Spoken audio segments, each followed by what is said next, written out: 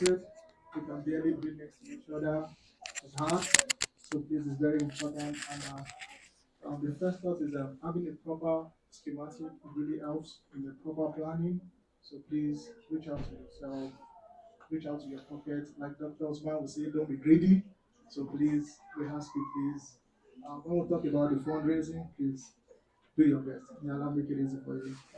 Uh, we we have so many imams here. We have big imams here. I don't even know where to start. But inshallah, I'll start with Brother Joshua from Muslim Center of Life at Duke University. So just give us a very light word, if you don't mind. Shukran.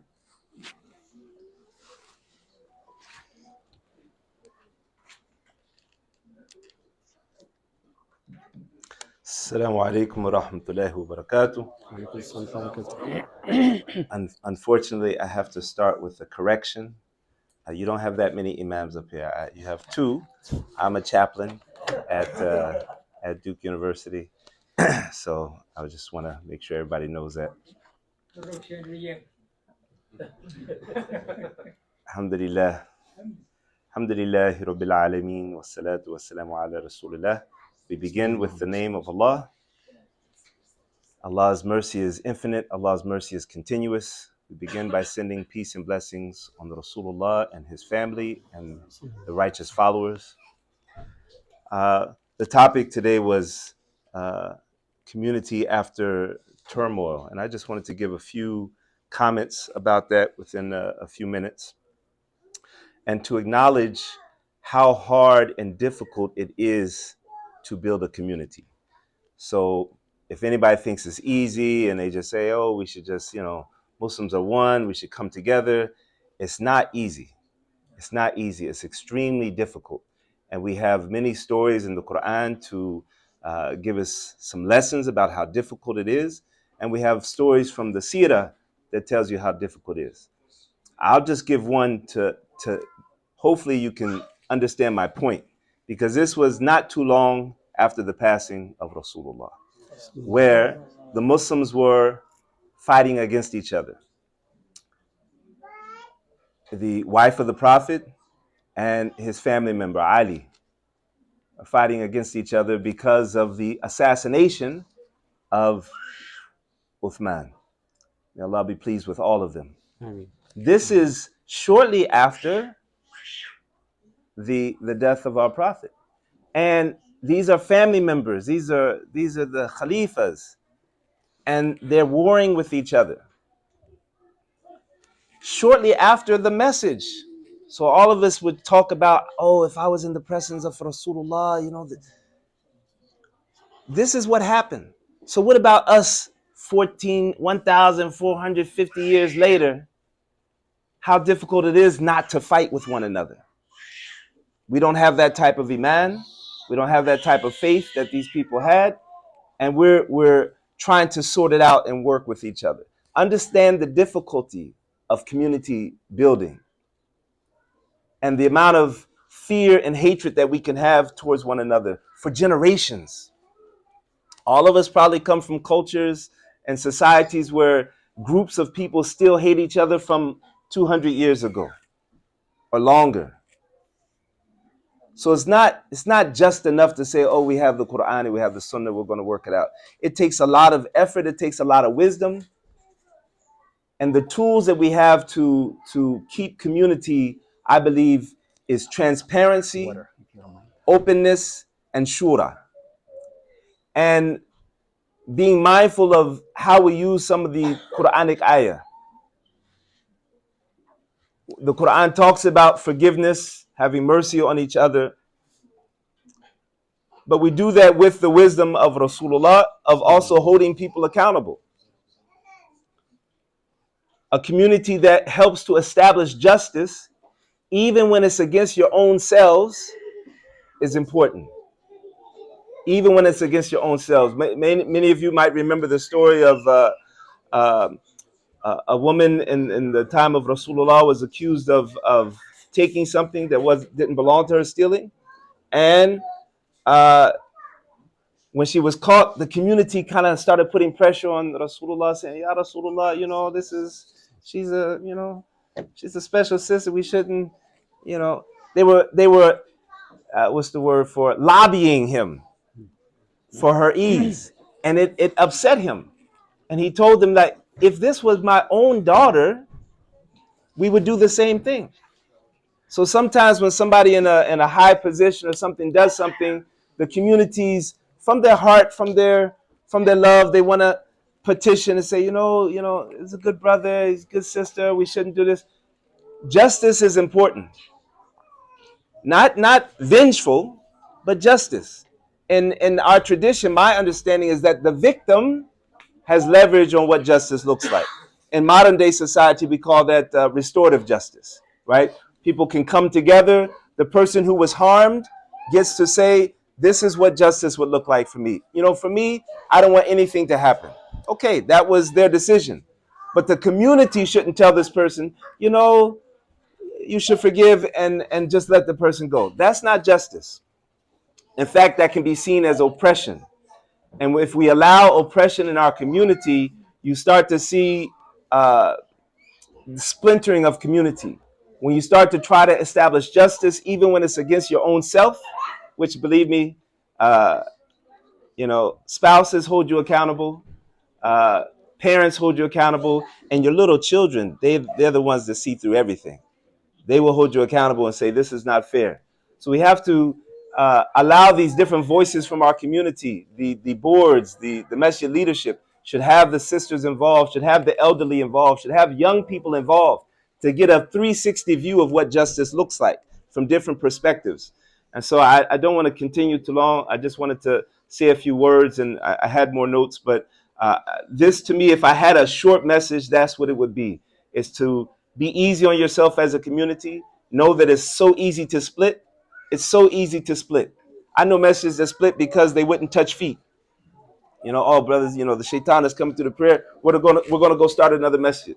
I know messages that split because the khutbah wasn't all in Arabic. I know messages that split because of different things. It's easy to split. It's hard to keep a community together. It's extremely hard. So it takes practice, it takes effort, it takes muscles, it takes strong leadership, it takes strong followership. So may Allah bless this community, bless it to grow, bless it to raise the money that it needs. We ask Allah to heal our hearts, to guide us and to protect us in this life and the next. Subhanallah. Assalamu alaikum wa rahmatullah. السلام ورحمة الله وبركاته. آمين.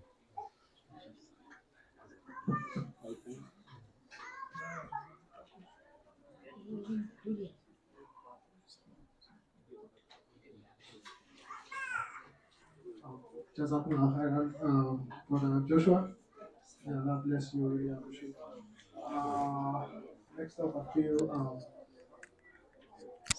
everybody wants to eat. I understand that, but please, the food will come right after the program. But all this we're doing right now is just supplementary, just for you to fill your tummy for right now. So please, as we take our supplementary or whatever it is, please let's not get distracted. The program is the most important thing we came here for. We came here to benefit as much as possible. Next up, I would like to call Sister Kadra. She's our vice chairman, vice chairwoman, or vice chairperson. She's going to give an update about the financial statement. We want to recognize the presence of Sheikh Sami Koja.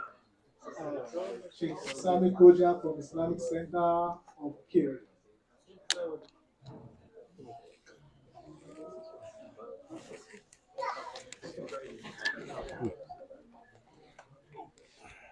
ما شاء الله السلام عليكم. عليكم السلام ورحمة الله. كيف حالك؟ شلون؟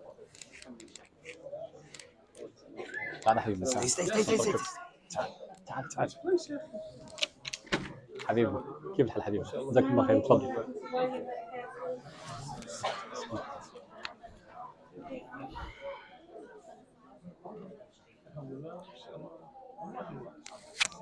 Okay, I'm presenting the financial statement, and normally our third quarter would normally be July, August, and September, but because we're in mid-September, we're doing June, July, and August as the quarter so that you can see what's happened the last 3 months.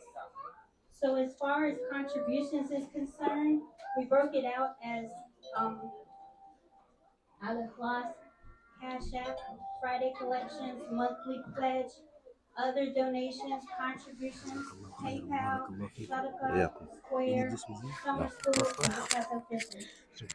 We broke these out more so you guys can see how the funds are coming in and what's been the most successful. And also to allow you guys to understand that there's many ways to contribute. Because if you want to go online, you can also go online or you can send it to your cash app or the other options. So as far as the whole quarter, as far as contribution is concerned, we had 14,733.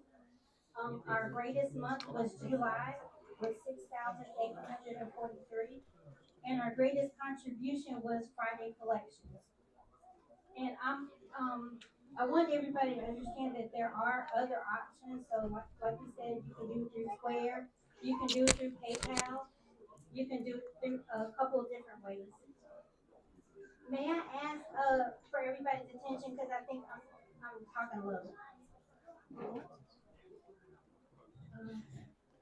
Please, we will need attention of everybody, Yeah, please. yeah, sidebar conversation, please. Okay, thank you. Okay, now the next thing we're gonna go over is the actual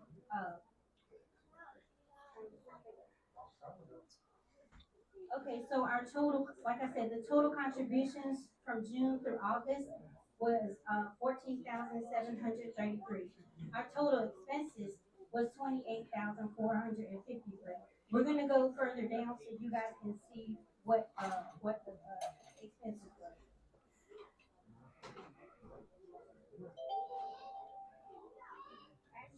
Actually, first I'm gonna do the June through.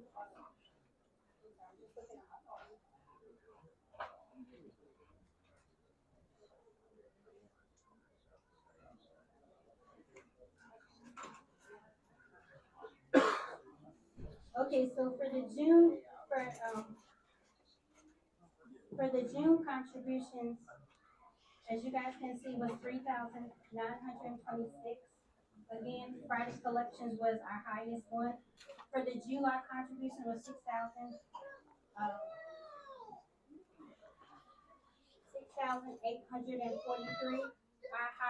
Our highest contribution again was Friday collections, and then August was 3,963. That being Friday collection was our highest contribution. Okay, now I'm going to go down to expenses.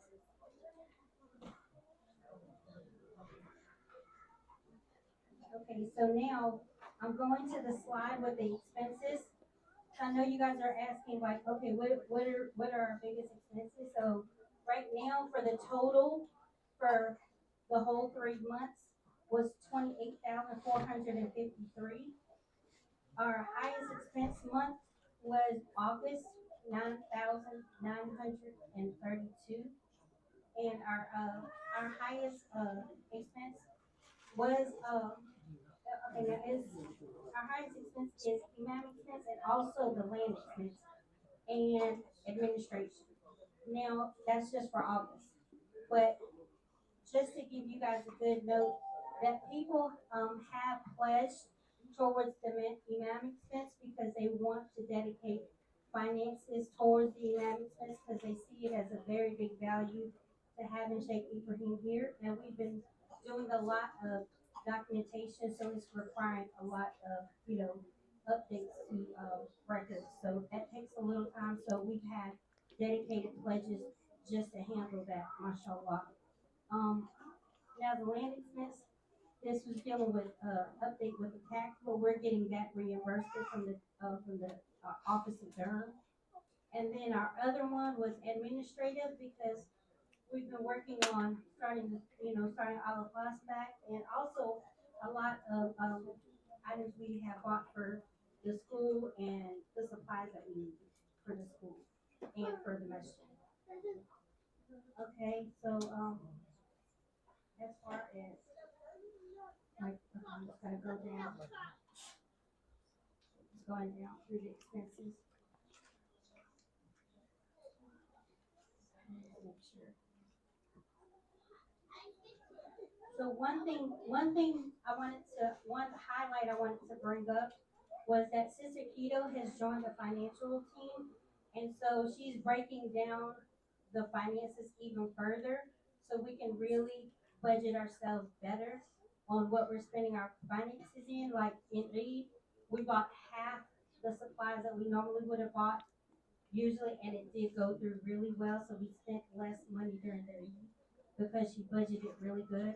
And also, she's gonna also implement a process